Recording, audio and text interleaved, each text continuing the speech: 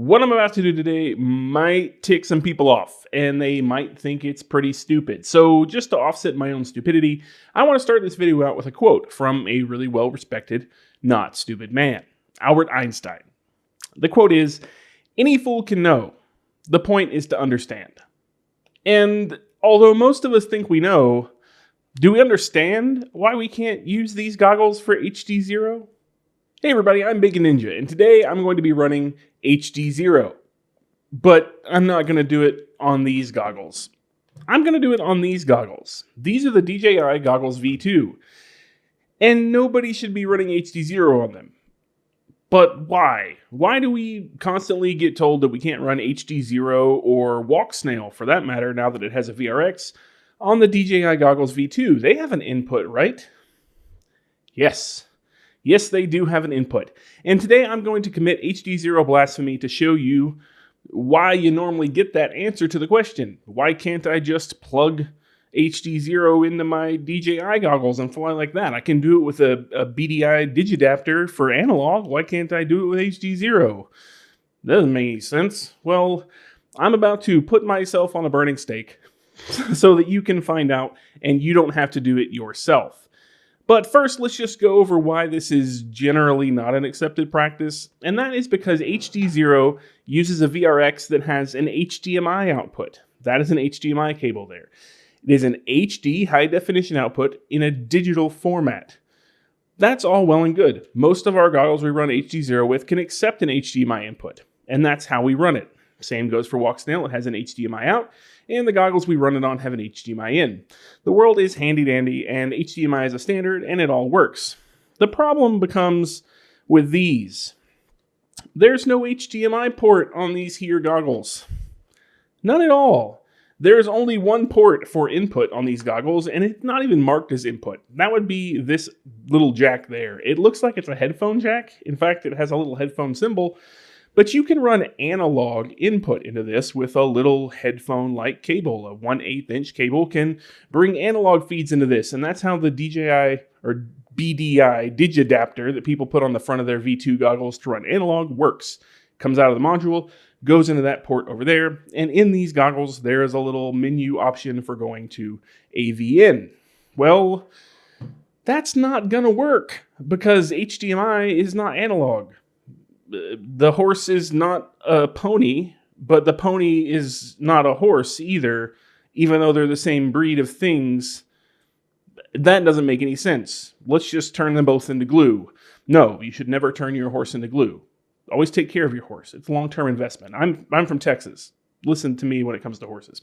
Anyway, so what we actually have to do here is convert the digital output of our HDZero or Walk Snail, but HDZero in this case, VRX, into an analog input that we can put into these goggles. And in order to accomplish that, I wasted $20 of my own money buying these things from Amazon, 2 of them. The first one is this little HDMI to RCA converter box that just takes your HDMI in and outputs the old school composite RCA video like we're used to on back in the day chunky TVs and first gen flat screen TVs. It just spits that out in NTSC or PAL format. And if you don't know what NTSC or PAL is, those are the standards that analog uses. It's different sync pulses and frame rates and field rates and all kinds of other things that we're not going to get into today, but those are the standards that analog uses. HDMI is not one of those. It is its own standard. But this little box will convert your HDMI input into a NTSC or PAL, NTSC in this case, we're going to use that today, composite video output. But to get that composite output into the goggles, I had to get the other thing, which is just this RCA to 1/8 inch adapter that's pinned out correctly for doing this. And what do I mean by pinned out correctly? Well, on those 1/8 inch jacks, there are sleeves and a tip and rings and things. And one of those is for the video and the goggles knows where it's at.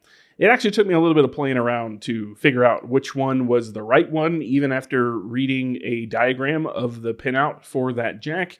It took me a little bit of playing around and messing around with things to get it to work, but I did eventually get it to work. But let me show you what I built to do that. Let me introduce you to my friend. Meet Ted. This is Ted. I call him Ted because it's a terrible electronics disaster. But what TED is essentially a tripod on which I have mounted all the components to get this done. So we have an HDZero. This is a first-gen HDZero Fat Shark VTX with my antennas and things.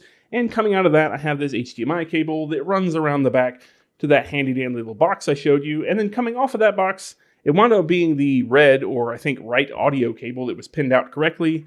Comes off of there. I have a battery pack to power this box because all HD to analog converters that actually work are powered. If you go buy one that doesn't include some source of power, it ain't gonna work. It doesn't happen. There are little ICs in this thing that get it done, and unpowered ones do not function. So don't be fooled by that, by cables that say they can do it, because they cannot. But this box actually can do it. And out of that box, I get my handy dandy little 1/8" jack that I can plug in to my DJI goggles. So, welcome Ted, everybody. Let's make fun of him a little bit and see how badly he did. But before we get to make fun of Ted and figure out how bad or how good he actually did, I have to explain to you why some people might think this is stupid and why some people might actually be upset by this. I actually see a question about this a lot on the HDZero Facebook page. Can I use HDZero with my DJI Goggles V2? And almost every time the answer is flat no, or just no, or laughing faces. There's all kinds of things on there.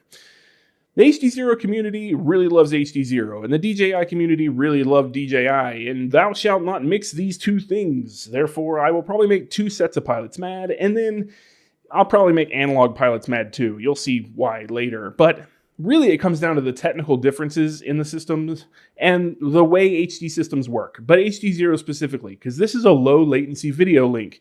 Between your VTX and the VRX, it's just a stream of uncompressed bits that is essentially each pixel as it's read by the camera. It doesn't wait for lines, it doesn't wait for the entire image or chunks of the image and then compress it, try to make it look good and send it to the VRX. It just sends it out as it gets it. It is very low latency, and that's the point of the system. When your VRX gets it, it puts it in an HDMI compatible format that goes to your goggles at 60 frames per second. That's going to be an important number later. And then it is displayed to you. The goggles actually display it to you as basically a whole frame at once, even though the VRX is getting it a lot faster than that because of the way HDMI's formatting works and the frame rate at which things are happening. Analog does not work that way, and the AV in for this is basically just analog. So when you start putting the digital signal through other things to convert it, you add steps of latency. So although I have a low latency link here, when I take it from HDMI to analog, I'm adding a latency step. I'm adding a large chunk of latency. I'm having to wait for frames to line up. I'm having to wait for fields to line up in analog video. And then I'm having to display it on a set of goggles that are doing the reverse. I'm having to take it in as analog and then display it on digital panels in my goggles because this isn't true analog in here. It is emulated. So really the answer is no, because that latency just skyrockets, right? When we start doing conversions. Well, at least that's the theory behind it. But like Albert Einstein said, we can all know, but the point is to understand. So in order to understand, I took Ted there, my buddy, and I took these goggles here as they sit, and I did some latency tests of my own. And to do those latency tests, I actually borrowed something from my children. It was this. I borrowed this toy from my children to do my latency tests, mostly because I needed a button and a battery pack and the interconnections because I didn't have those. But I took this toy and then I added a couple of LEDs. And what I did is I made a simultaneously lit LED pair. So one LED will light in front of the quad. And the quad I used is my pork chop here with the HDZero Whoop light kit in it. So there was one LED in front of this lighting up and a simultaneous LED was lighting up inside the eyepiece of the goggles while I recorded the goggles with my fastest frame rate camera, which was 240 frames per second, which is not super fast, but we're just getting numbers to take a look here. So at 240 frames per second, I recorded the eyepiece of my goggles with a little light in there so you could see as soon as the light came on and how long it took for the goggles to actually show that image from the same light coming on at the quad side. Let's take a look at those. And what I've got here is both sets of goggles side by side. On the left, you have my Skyzone HDZero setup, and on the right, you have my DJI setup. Now, I'm going to move forward one frame. Remember, this is at 240 frames per second. I'm just going to move forward one frame or 4 milliseconds. You can see the light come on in the top left corner in both pairs of goggles.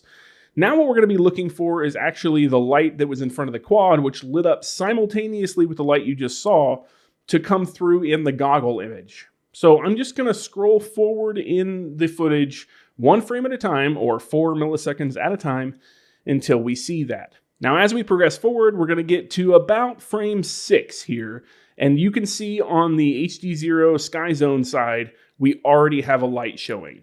So that means that it took 6 frames for me to see the light come on in my HDZero setup goggles, not the DJI. It took 6 frames. Now, if you look at the DJI side, you can see that we still don't see a light at all. So we're going to just continue forward and see where it happens, and we're still going. And now we get to about frame 16, where we finally see the light come on the DJI side. And that's about a 10 frame difference between the HDZero setup that's actually HDZero with my Skyzones and my setup with TED and ye olde DJI goggles. 10 frames. Now remember, although 10 frames doesn't seem like much at 240 frames per second, each frame basically represents 4 milliseconds. So that's nearly a 40 millisecond delay. Now, that's not exactly true because I'm only shooting at 240 frames per second, and there's some variance at either end. So that 40 millisecond difference might be somewhere 8 milliseconds, either more or less than actual values. If I was shooting at 1,000 frames per second, it'd be more accurate. But we're just shooting this at 240 because that's the most I could do with my super cheap camera gear, and we're just trying to get an idea about it anyway. It's not scientifically accurate. But just so you know, I did that 20 more times, and then yeah, these are the numbers we got out of that. And in this chart, we have a bunch of wonderful colored lines and dots that are supposed to give you a bunch of data, because everybody loves colorful lines and dots. But what it actually represents, the blue at the bottom there, is the amount of frames it took to get to the first bright field, or first time I could see the light in the goggles when I was scrolling through the frames. And remember, the number of frames here is all relative. The amount of milliseconds isn't really truly accurate to this because I was shooting at such a low comparison frame rate. But our goggles are working at 60 frames per second on the HDZero goggles, the ones with my Skyzones, because that is what the VRX feeds out into my goggles. So 60 frames per second is actually 4 times slower than what I was shooting this in. So the numbers are pretty close to reality, maybe off by 4 to 8 milliseconds, but pretty close to reality and good enough for us to poke around in the dark at this. Now, the dots represent the actual value and the lines represent the pivoting average after the second data point. So you can kind of see the trend of when I noticed the first bright field in my HDZero setup. Now, the orange on top, or red, depending on how you see that, is the DJI comparison. And you can see that it is significantly higher. The dots represent the true value that I got in frames, and the line represents, again, the average over the previous 2 points, starting at point number 2. So it is very obvious that the number of frames it takes to see it come up, something change in your goggles when using the DJI Goggles V2 for HDZero is significantly higher than when you're using an actually designed setup for HDZero. This isn't even the lowest latency HDZero can do. The HDZero goggles can actually get the glass to glass, that means glass in front of your camera, to glass in front of your eyeballs, down to about 4 milliseconds, which is just insane because they're no longer having to adapt it for HDMI and send it to your goggles at 60 frames per second. It's pretty crazy. However, there's no option for that here. But regardless of the data, we understand what's on paper. I have shown you the tests. Does it actually work, though? Can you actually fly it? Well, we're going to find out. Now, just if you're super duper interested, the milliseconds on average that it took to get the bright light in my HDZero goggles was right around 30 milliseconds, which I feel like is a little bit high. I've seen lower tests than that. The consistency was fairly good within about 1 frame or so, but about 30 milliseconds. I think it's actually lower, but in my test, that's what I got. For these, it was more like 60 milliseconds on average, which is nearly double. Normally, pilots hate that when they fly, but can you fly it? Can it be done? Is it worth doing? Damn the numbers, I'm going to go try it. All right, let's give TED a shot. Let's see if TED works. It's already a little bit flaky. I have to be very careful with the cable on my goggles. So let me get all that situated. All right, I can see.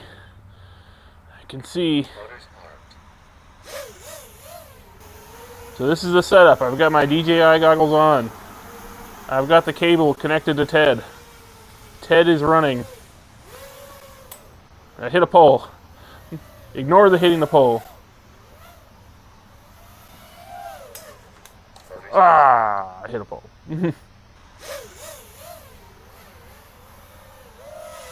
I can fly. It's going. It's really not, like, terrible. But it absolutely does look like analog quality.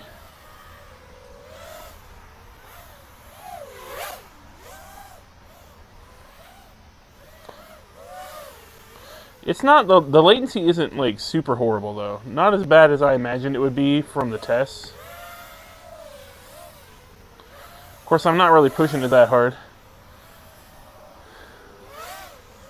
But it's definitely harder to see than normal HDZero. Okay, let's see if we can get an inverted yaw spin.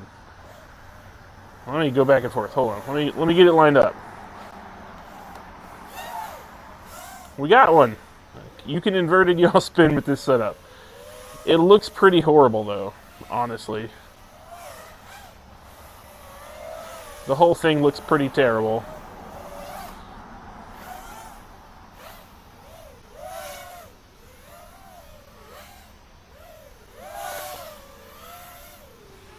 And I can't see the branches. Like, you normally can see the branches really well with HDZero, especially with this little whoop light kit, but I can't see doo-doodly crap. It really feels like I'm flying analog for the video quality. And I can feel the latency, but I am adjusting to it, so it's not the worst thing. It's not as bad as it could be.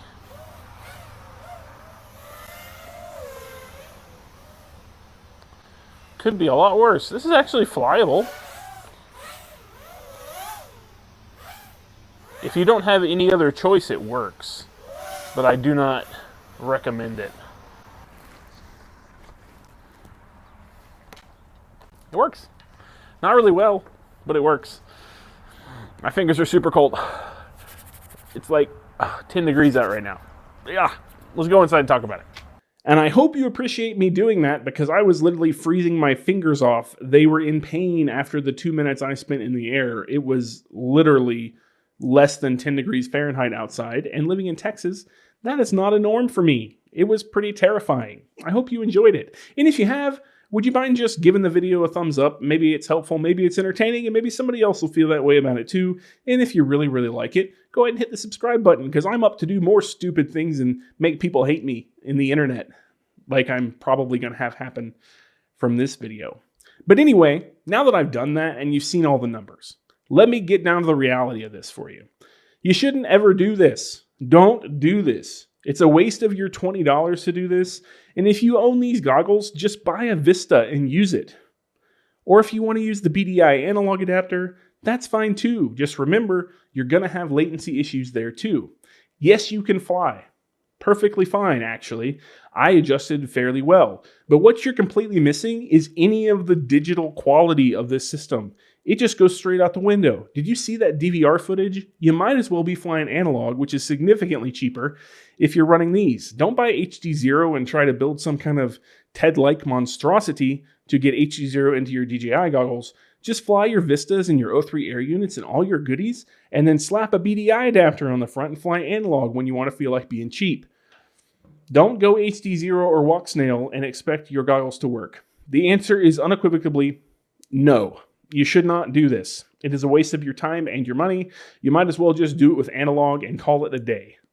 Yes, you can adjust to the latency. No, you cannot recover from the loss in video quality and how much crying you'll do because you spent $150 on a HDZero setup or $100 like the equipment that's in this thing, and you get analog quality footage out of it. Just don't do that. There we go. There's your answer. I hope this was entertaining. I really do. And let me know in the comments below if you've considered doing this with your DJI goggles or if you are considering doing this with Maybe Walk Snail, because I might do this with maybe Walk Snail at some point when the VRX finally gets here someday, if they continue to make it, which they totally are, by the way. Don't let people tell you they're discontinuing it. They're just holding up on sales so they finish the order. Anyway, thank you so much for your time. I hope it was enjoyable. Until next time, stay greasy, and I'll catch you later. Well, Ted, the video's over, so that means that you now get to be disassembled. Oh no, I don't want to die. You're gonna die, because you're gonna go back in my drawer over there in individual pieces, buddy. I'm not gonna keep you around. You look like a nightmare, and you just don't work that well. But I did my best. It doesn't matter. Go to the corner.